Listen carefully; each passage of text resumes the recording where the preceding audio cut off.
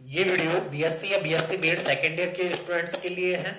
Second year physics का तो अपना पेपर फर्स्ट चल रहा था। पेपर फर्स्ट में यूनिट नंबर 4 चल रही है। यूनिट नंबर 4 का लेक्चर नंबर 4 है। इस लेक्चर में अपन टॉपिक नंबर 1 के तीसरे पार्ट का दूसरा भाग पढ़ रहे हैं। रैले व जीन्स का विकिरण नियम। रैले व जीन्स का विकिरण नियम।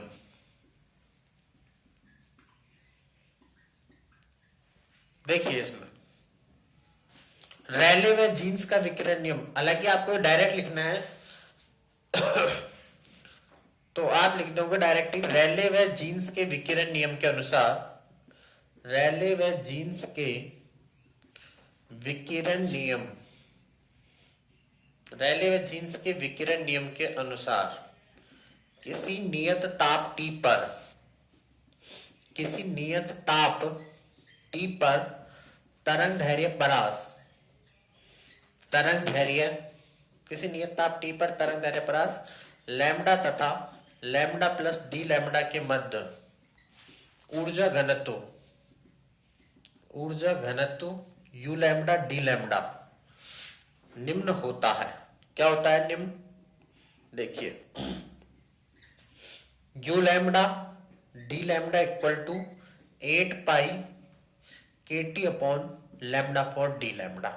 ठीक है ये होता है। ये तरंग धैर्य के रूप में है। किसके रूप में है? तरंग धैर्य के रूप में रैले व जीन्स का विकिरण है। तरंग धैर्य के रूप में। ठीक है, क्लियर? यह तरंग धैर्य के रूप में रैले व जीन्स का विकिरण नियम। रैले व जीन्स का विकिरण, ये इसको यहां पर ड्राइव नहीं कर रखा। फाइनल ईयर में तो अपनी देखेंगे कि कहां से आया है जीन्स का विकिरण। आपको तो ये डायरेक्ट ही याद रखना है। ठीक है, अब अपन आवर्ती के रूप में भी देख सकते हैं इसको। तो आवर्ती के रूप में कैसे देखेंगे? आवर्ती के रूप में देखिए,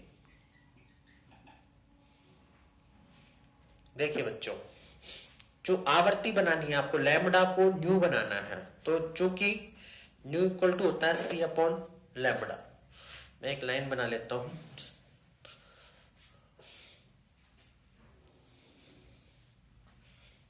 हाँ ठीक है।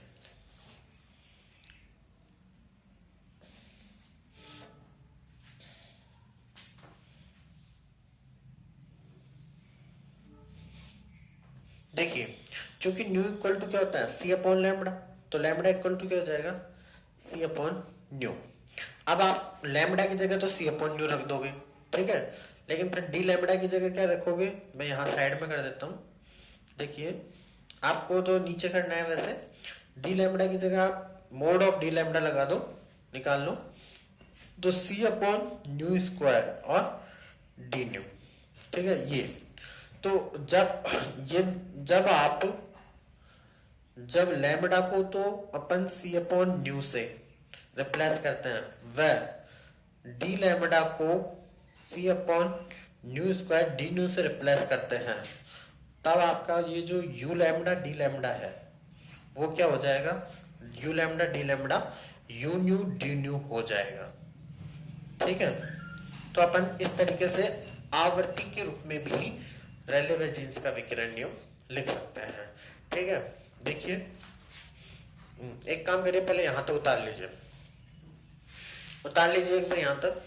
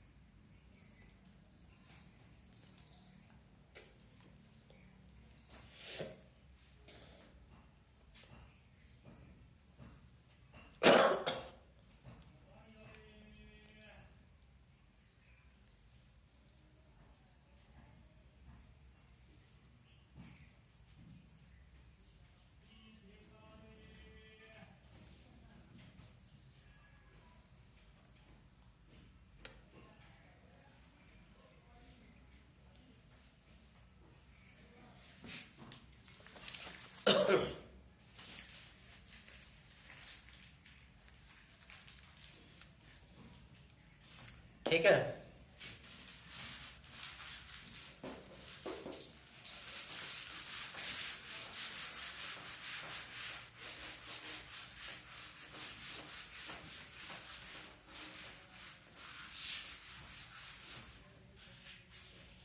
इधर देखिए यहाँ पे, इसके बाद अपन ये मान रखेंगे तो हो जाएगा यू न्यू डी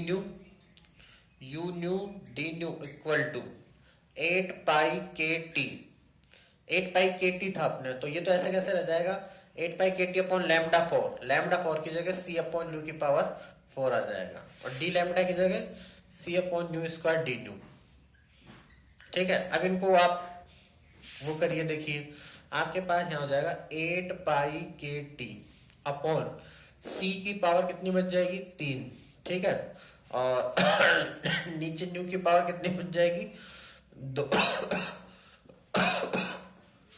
तो यू न्यू डी न्यू क्या आ जाएगा आपके पास 8 pi nu square k T upon c cube d nu. ये आ जाएगा आवर्ती के रूप में रेले व जीन्स का विकिरण नियम। आवर्ती के रूप में रेले व जीन्स का विकिरण नियम। आवर्ती के रूप में रेले व जीन्स का विकिरण नियम लिखिए।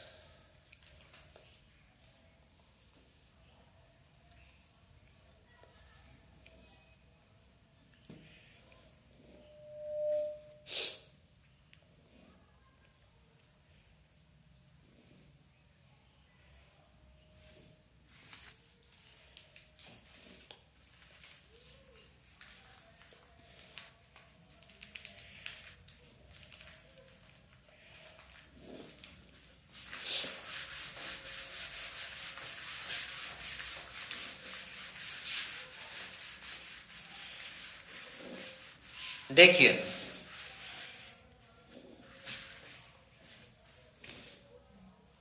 अब रैले व जीन्स के विकिरण नियम की असफलता। रैले व जीन्स के विकिरण नियम की असफलता। देखिए रैले व जीन्स के विकिरण नियम के अनुसार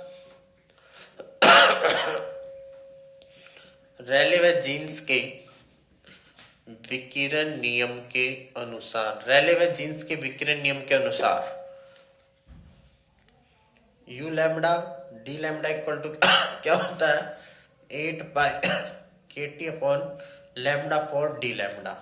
ठीक है, यहां से डी लैम्डा से डी लैम्डा हटा दीजिए, यू लैम्डा क्या आ जाएगा 8 pi k T upon lambda for. अब 8 कांस्टेंट है, पाई कांस्टेंट है, के कांस्टेंट है, और नियत ताप पर रखो तो टी भी कांस्टेंट है, तो यू लैम्डा समानुपाती 1 अपॉन लैम्डा की पावर 4। ठीक है, तो अब आप देखिए लैम्डा को बढ़ाते हैं अपन इसके अनुसार, अतः रैले व जीन्स के विकिरण नियम के अनुसार रैले व जीन्स के विकिरण नियम के अनुसार रैले व जीन्स के विकिरण नियम के अनुसार लैम्डा का मान बढ़ाने पर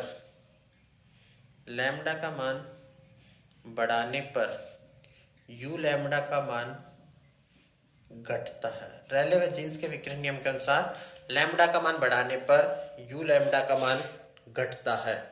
रैले व जीन्स के विकिरण नियम के अनुसार लैम्डा का मान बढ़ाने पर यू लैम्डा का मान घटता है। ठीक है, इसकी इस सिद्धांत की प्रायोगिक वक्र से तुलना करने पर स्पष्ट होता है कि, चाहे पहले ऐसे लिख लो, जबकि प्रायोगिक वक्र निम्न प्रकार होता है, जबकि प्रायोगिक वक्र निम्न प्रकार होता है। प्रायोगिक वक्र किस तरीके से होता है? प्रायोगिक वक्र इस तरीके से होता है, छोटा सा बना दोगे आप लैम्डा और ई लैम्डा, एक ताप के लिए बना देना, ई लैम्डा कहो चाहे यू लैम्डा कहो आप, ठीक है। प्रायोगिक वक्र इस तरीके से होता है, एक ही ग्राफ बना देना। तो इसमें क्या है कि यहाँ लैम्डा एम तक तो यू लैम्डा का मान बढ़ेगा, ठीक है। ई लैम्डा या यू लैम्डा जो है इसका मान बढ़ेगा, कब तक? लैम्डा एम तक तो, लेकिन उसके बाद में जो है ये क्या होता है? कम होता है, ठीक है। तो अब इस प्रायोगिक वक्र इस तरीके से है, और रैले जीन्स का सैद्धांतिक नियम क्या कह रहा है कि लैम्डा का मान बढ़ाने पर यू लैम्डा का मान घटता है। तो इधर की तरफ चल रहे हैं अपन, तो लैम्डा का मान बढ़ रहा है, तो यू लैम्डा का मान क्या होगा? कम। तो यहाँ पे कम हो रहा है यू लैम्डा का मान, यहाँ पे कम तो हो रहा है, लेकिन यहाँ पे क्या हो रहा है? बढ़ रहा है। तो ये इस क्षेत्र में क्या हो गया? फैल हो गया। इस क्षेत्र के लिए जो अधिक तरंग दैर्ध्य परास है, दीर्घ तरंग दैर्ध्य परास है, उसमें सही है। अतः प्रायोगिक वक्र निम्न प्रकार होता है। तो इससे यह निष्कर्ष निकलता है कि, इससे यह निष्कर्ष निकलता है कि, इससे यह निष्कर्ष निकलता है कि रैले व जीन्स का विकिरण नियम, रैले व जीन्स का विकिरण नियम, रैले व जीन्स का विकिरण नियम केवल दीर्घ तरंग दैर्ध्य परास के लिए सही है, केवल दीर्घ तरंग दैर्ध्य, तरंग दैर्ध्य, केवल दीर्घ तरंग दैर्ध्य परास के लिए ही सही है। लघु तरंग दैर्ध्य परास में क्या हो जाता है? अनवैलिड हो जाता है, ठीक है। क्योंकि लघु तरंग दैर्ध्य परास में ये जो सैद्धांतिक नियम है उसकी तुलना अपन प्रायोगिक राशि से करते हैं तो फेल हो जाता है, ठीक है। तो लिख लीजिए यहां तक।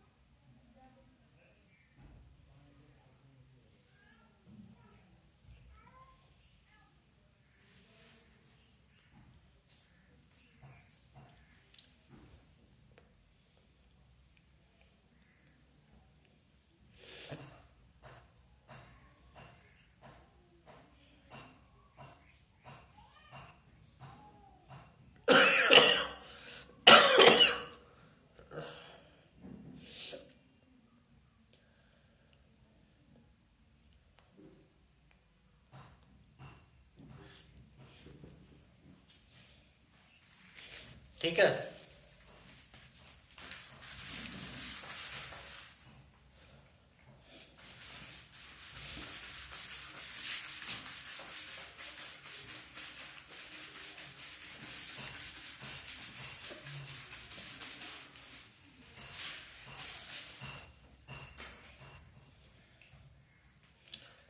अब इसी में आप डालोगे पैराबैंगनी विपद।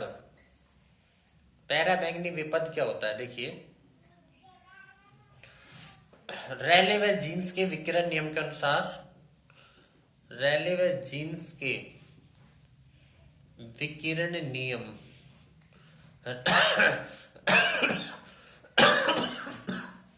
रैले व जीन्स के विकिरण नियम के अनुसार आवर्ती परास किसी नियत ताप पर आवर्ती परास न्यू तथा न्यू प्लस डी न्यू, आवर्ती परास न्यू तथा न्यू प्लस डी न्यू में ऊर्जा घनत्व यू न्यू डी न्यू निम्न होता है। क्या होता है, u nu d nu equal to 8 pi nu square upon c cube, 8 pi nu square k upon c cube d nu, ये होता है। ठीक है, ये आवर्ती परास न्यू तथा न्यू प्लस डी न्यू के बीच में ऊर्जा घनत्व है। ठीक है, अब देखिए आप यहाँ पे अगर अपन संपूर्ण आवर्ती परास ऊर्जा घनत्व निकाले, संपूर्ण आवर्ती परास कहां से कहां तक, न्यू इक्वल टू 0 से न्यू इक्वल टू अनंत में ऊर्जा घनत्व यू निम्न होगा। क्या होगा, देखिए यहां से u equal to 0 to infinity और यू न्यू डी न्यू। ठीक है, अब देखिए आप इनको अपन रखते हैं इसमें, तो ये आपके पास क्या आ जाएगा, 0 to infinity 8 pi nu square k T upon c cube d nu. यहाँ से देखो 8 pi k T upon c cube बाहर आ जाएगा, तो यू आ जाएगा आपके पास 8 पाई, ठीक है, 8 pi k T upon c cube. ठीक है, और ये इंटीग्रेशन किस में आ जाएगा, 8 pi k T upon c cube 0 to infinity nu square d d nu, ये आ रहा है आपके पास। ठीक है, अब यहां से देखिए आप इसको अपन कैलकुलेट करते हैं, तो ये क्या है, ये देखो जब आप इसको अपन समाकलन कर लेंगे, समाकलन करके जब न्यू का मान इन्फिनिटी रखेंगे, मतलब बहुत ज्यादा न्यू का मान रखेंगे, तो यू का जो मान आएगा वो बहुत ज्यादा आ जाएगा। ठीक है, और न्यू का मान बहुत ज्यादा कौन से क्षेत्र में होता है, पैराबैंगनी क्षेत्र होता है। जब न्यू का मान, आवर्ती का मान बहुत ज्यादा होता है तो उस क्षेत्र को पैराबैंगनी क्षेत्र कहते हैं। तो जब न्यू का मान बहुत ज्यादा होगा तो यू का मान बहुत ज्यादा हो जाएगा, जो कि प्रायोगिक रूप से असंभव है। ठीक है, जो कि प्रायोगिक रूप से क्या है, असंभव है। ठीक है, तो एक बार आप जो है यहां तक लिख लीजिए